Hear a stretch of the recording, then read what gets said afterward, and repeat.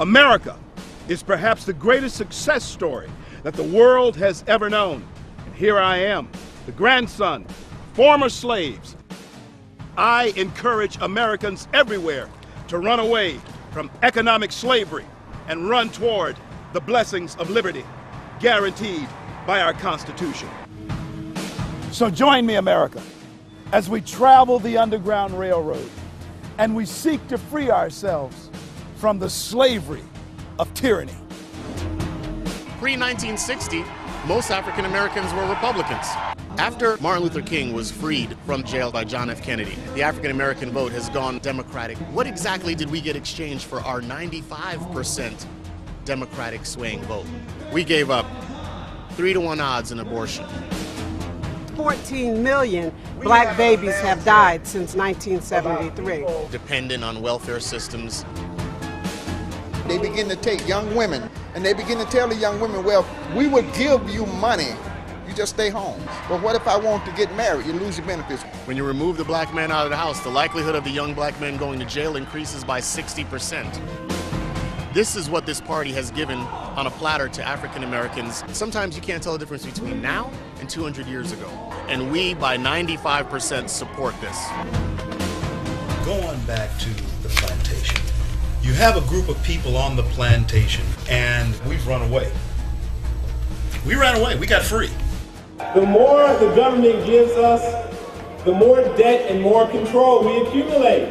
But here we come back to the plantation, and we're telling them, y'all can be free.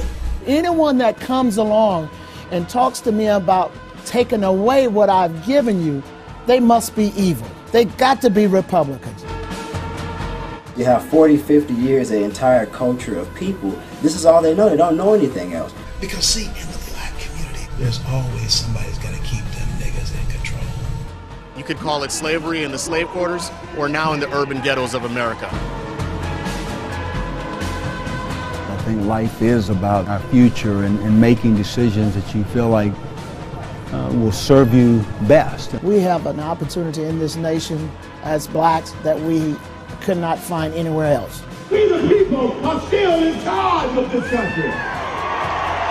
We've joined up with these people who are haters and they're racist, but they're not. All we're doing is telling the others that are still on the plantation, you can be free.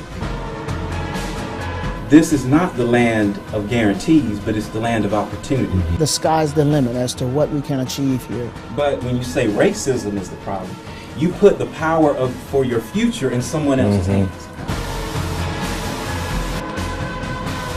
What we need in this country today is more black men to confront it. Because you as a white man, you can't confront it. Right now, if you said anything to the black community, you're going to be accused of racism. I guess I'm racist too, right? Tyranny is colorblind. White or black. It will control you. Run, America! Run faster! Don't give up! Don't give in! Are you tired yet? Run harder! Friends, I need you to understand something. There is an evil among us, an evil among Americans and our way of life. And that evil is called multiculturalism. That is something that will destroy the fiber of our country if we don't pay attention. You see, there are those who do in fact covet what we have. They want to come here to our country. And I need to tell you, they don't want Americanism. They want our stuff. They want what we have, but they do not want to assimilate, as all immigrants have done. They do not want to become American. You and I in this room tonight, we understand, or this afternoon, we understand the American dream. And we understand what that means. The American dream. Our movie, Runaway Slave, goes deeply into and examines the root of the American dream. We examine the freedom that we have, and we examine the idea that America is not a land of guarantees. America is a land of opportunity. And you here in this room today, graduates of LPR, know what is possible in this country. And you know what is necessary to preserve our nation and our freedom. But I bring you a warning. I bring a warning to all conservatives, and that is this: it is time that we take on a different type of posture. It is time that we take on a posture of offense. For too long, we have been in a defensive posture. And the enemies of conservatism, the enemies of the republic, have been assaulting us. They have been abusing us. And they have been insulting us. Matt and I, over the last couple of years, have been called all types of names from all quarters of our country. That's okay. But we must understand one thing: it is time for us to man up as Americans and go on the offensive as conservatives and defend who we are and who we stand for.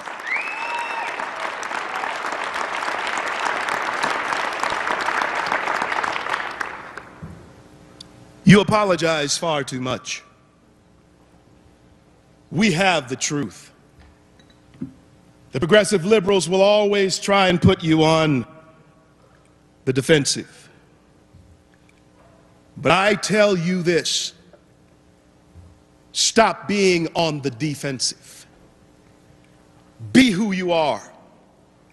Stand on the principles that did, in fact, cause this country to be the greatest country the world has ever known. There was a time in our nation when we were certain that we could defeat any enemy, any foe. And we could always identify our enemies. And we were certain that whatever enemy that attacked us from without, we would be able to repel that enemy. But I come to bring a startling revelation to us now. And that is that our enemies, as was said before I came to the podium, are very unidentifiable. And as a former president of the NAACP in Garland, Texas, in a time when we were suing the school district in federal court,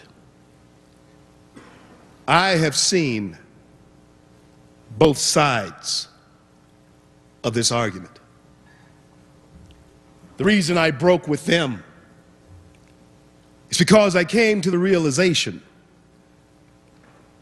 that the agenda for them was not to just control my agenda, but the agenda for them was to control me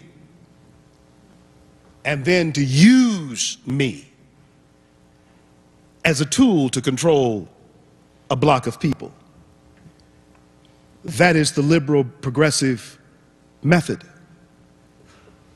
And their methodology has in fact controlled a block of people for over 50 years. And if you continue to sleep,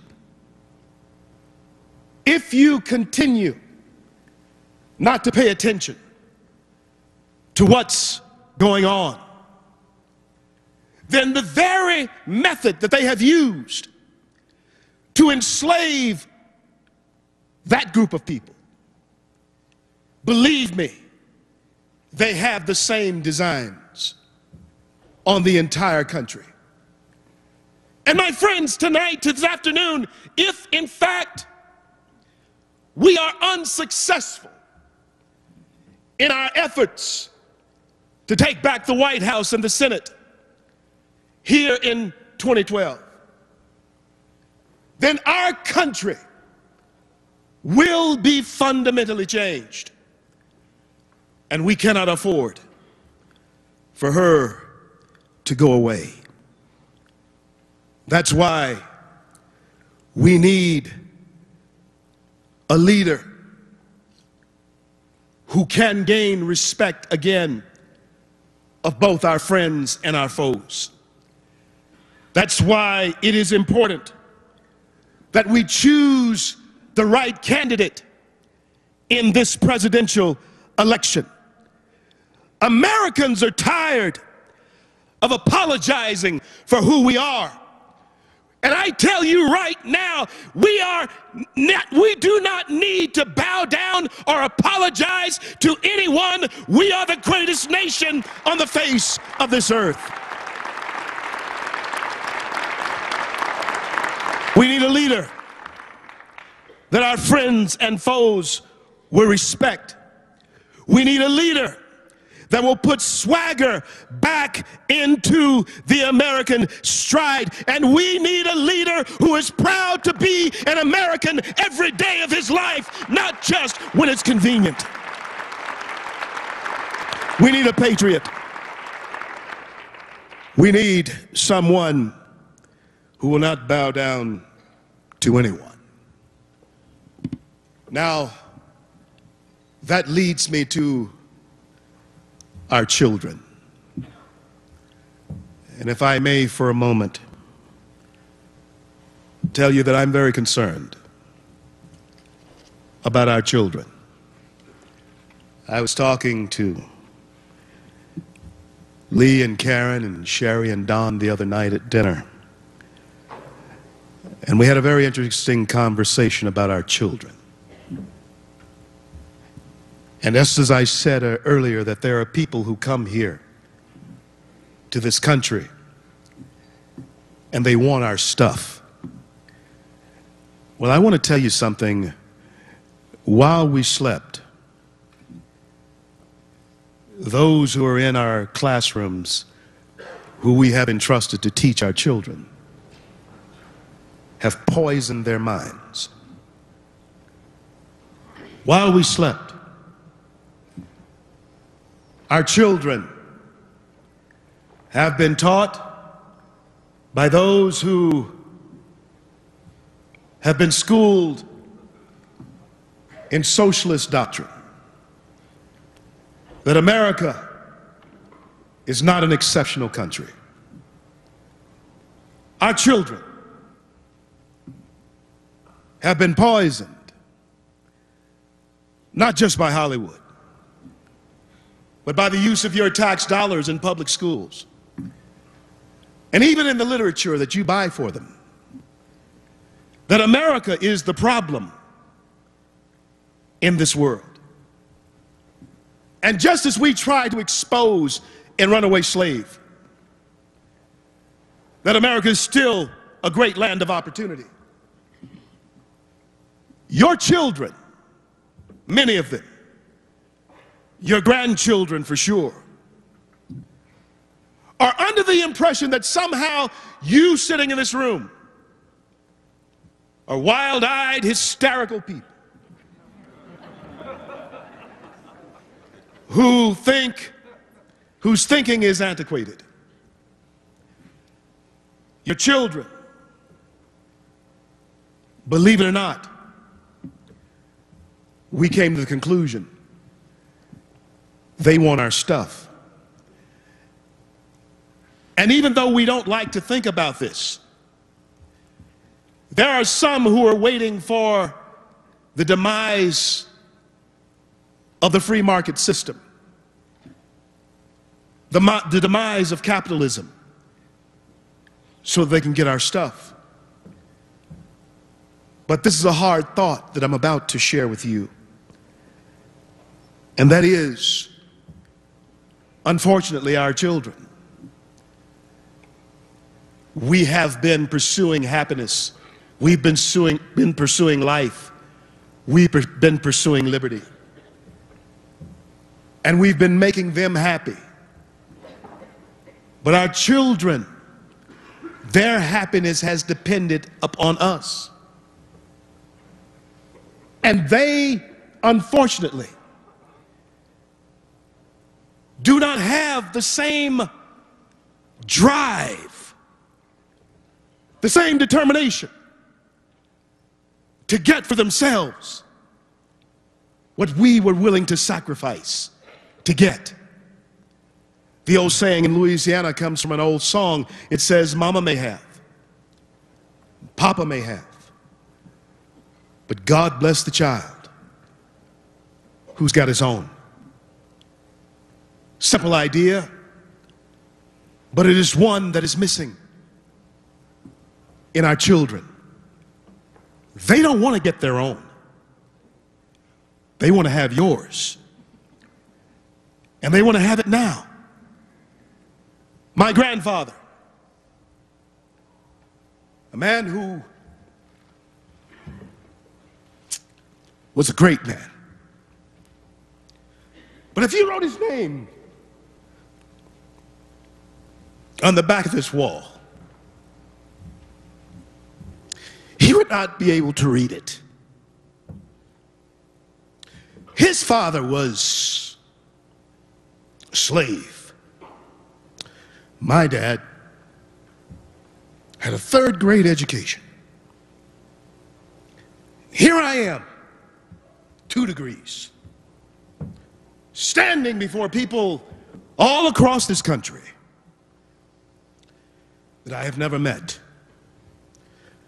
talking about the very same things that that man who could not read taught us.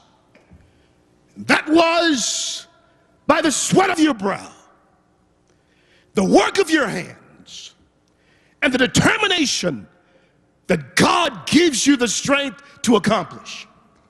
I stand here before you as a free man in America. The American spirit is built on such stories. But if we allow socialist tendencies to invade, I don't know about you, but I stand here saying with every fiber of my being,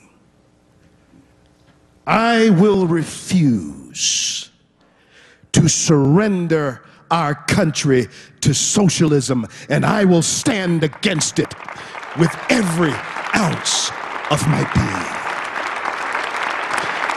I refuse to watch and sit by as our Constitution is trampled upon. And we must determine today that we will defend the most divinely breathed document that our country have, and that is the American Constitution. We must defend it against foreign and domestic foes. And we send this message to this administration. I stand firmly with Cardinal Dolan now in saying that Americans will not yield and we will not comply to any legislation that is against our consciousness and that is against our moral values.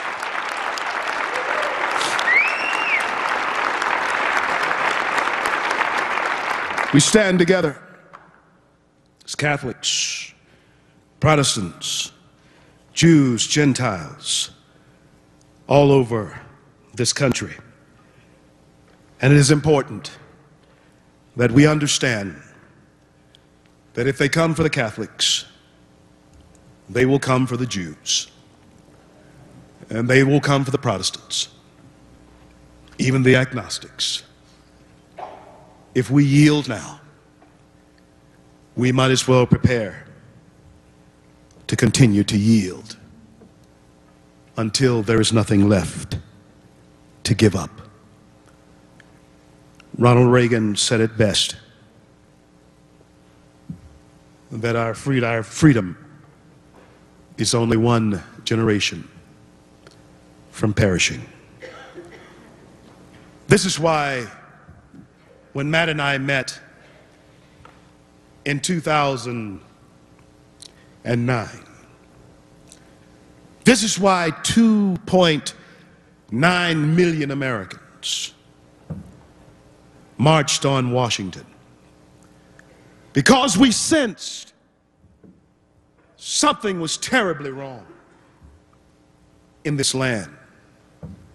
We sensed that if we did not speak up, then there was something that we could lose, that we could never regain. And I stand here to tell you that I was proud to be a Tea Partier then, and I'm proud to be a Tea Partier now.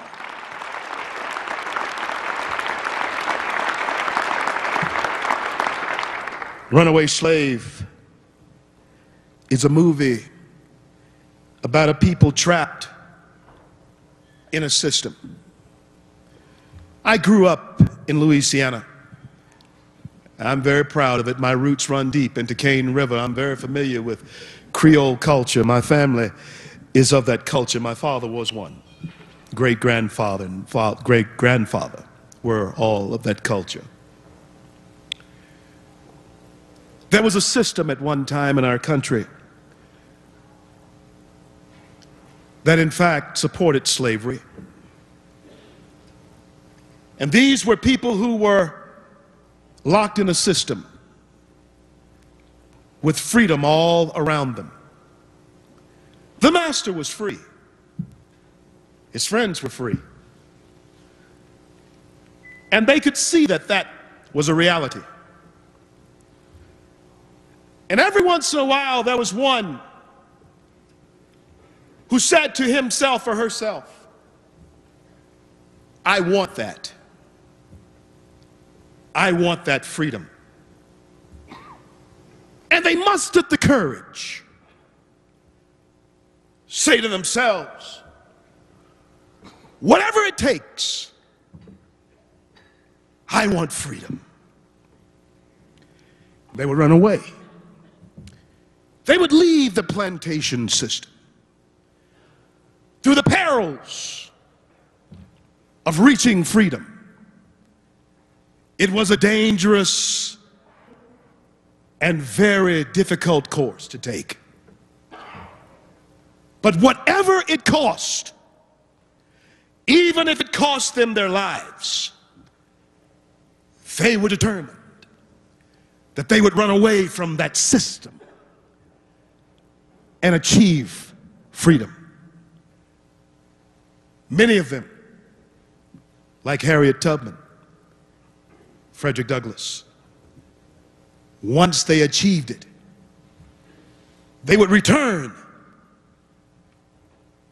and they would tell those who they had left in bondage, you can be free. But do you know what happened when they returned telling the others about their freedom? Many times those who had that slave mentality and a plantation way of thinking, they would tell the overseers that they had troublemakers in their midst. My friend Herman Cain was called a bad apple by Harry Belafonte. And I tell you today that that type of thinking is exactly what the progressive left wants to keep a certain group of people believing. That people like myself, people like Herman, if you place that bad apple in the barrel with the rest of them, they're going to spoil those who we have already in this barrel. And America Americans, I say to you that as one who was a part of that system, one who ran away from that system and found freedom for myself, as I now return to tell others that you can be free, the same thing happens to me as did to them 150 years ago. But except the dogs that are sick on them now, and the overseers that are sick on us now, the dogs are no longer four-legged hounds. They're two-legged hounds in the shape of Al Sharpton and Jesse Jackson and people like that. Those are the ones who would capture the runaways. But yet freedom is all around us. And we must, in fact, secure it. My friends, whether you came here on the Mayflower, or whether you came here on slave ships, America has never been a place that guaranteed anything to anyone. Whether you were escaping the tyranny of King George to try a land unknown, a place untested and untried, or whether you came here and found yourself on the tyranny of a plantation, the same courage still has to be mustered in anyone who will enjoy the fruits of our great land. So, my friends, I encourage all of you with the Runaway Slave movie to flee economic slavery and run toward the blessings of liberty. Now, in closing, I want to say to you, as I look out over this crowd, the Lord knows He has given me an opportunity. A pastor or preacher of 32 years, pastor of 27 years. I've had to leave my pulpit because of my personal convictions. In a predominantly black church that I pastored, my deacons came to me and they told me just about a year and a half ago, 2 years almost, Pastor, we don't like this Tea Party thing that you're involved in.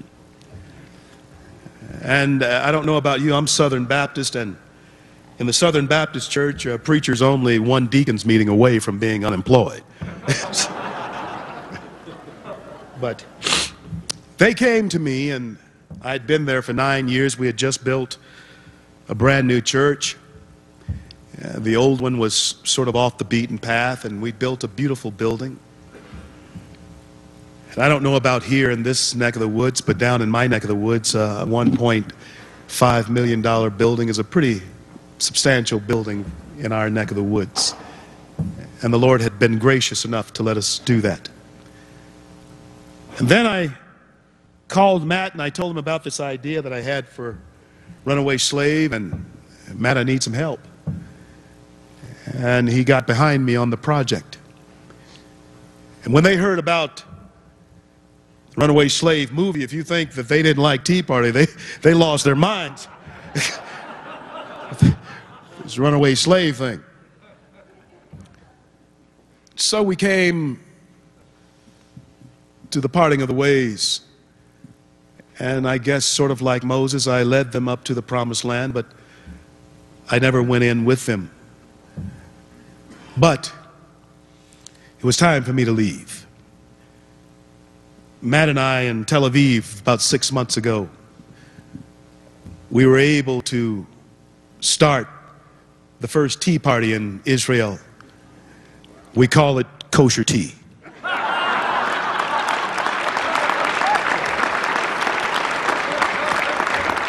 Started off with 70 people crowded into a cramped little space, not much bigger than this platform. But now I understand they have grown to over 700. Freedom.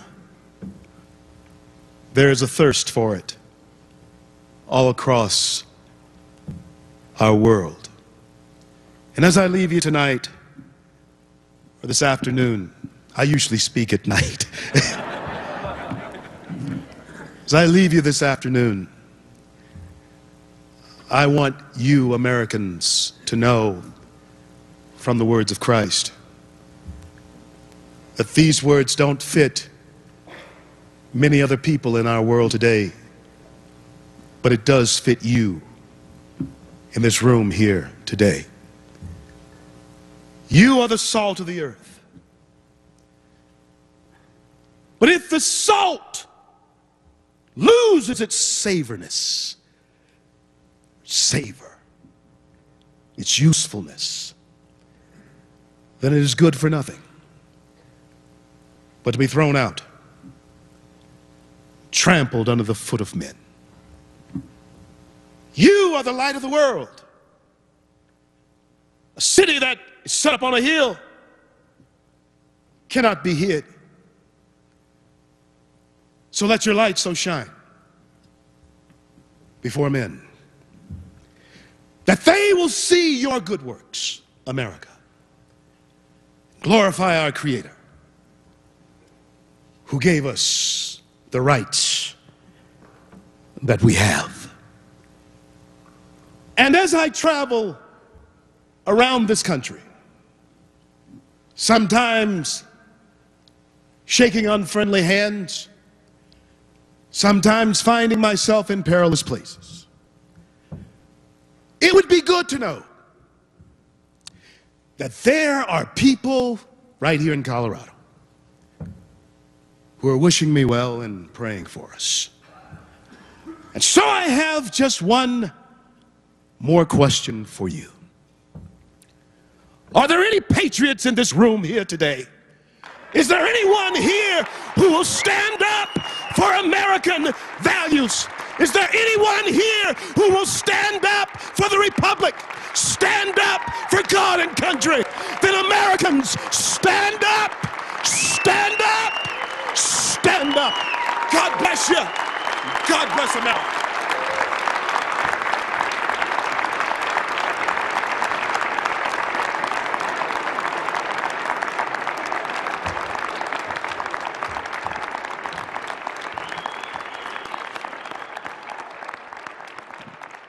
We made a lot of progress, but we're not gonna let you turn back the clock.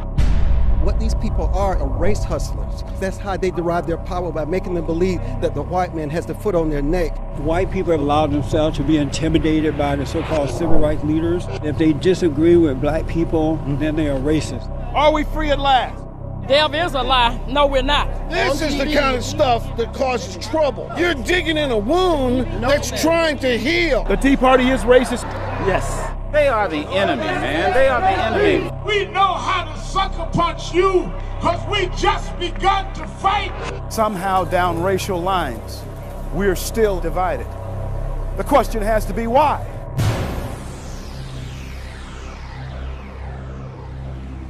With all the rumbling that's going on in our nation right now, I've got to find out if there's other people in this country that feel the same way that I do. We got a new Underground Railroad 2.0. We kind of like the Harriet Tubmans of our day now. My guest in the studio, CL Bryant, the Runaway Slave. Guess what? We become the troublemakers. They say we're not really black.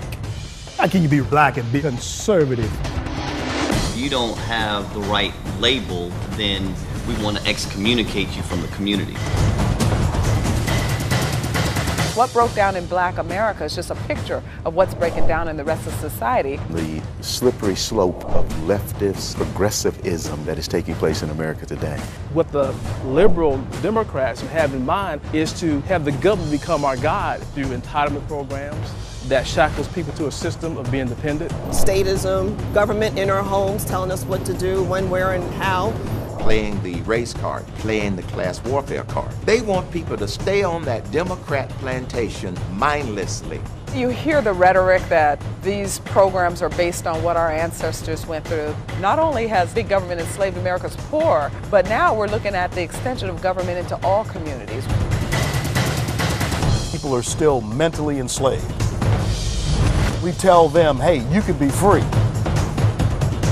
The Tom Bigby River in Alabama, former pathway of the Underground Railroad. And I hope men everywhere will take the example of those who travel this Underground Railroad. Freedom sometimes comes at a great price. We will live free or die. That's the American spirit. Will the wounds of the past be our undoing, or will they heal? When time runs out, where will you be? What did you do with the time given?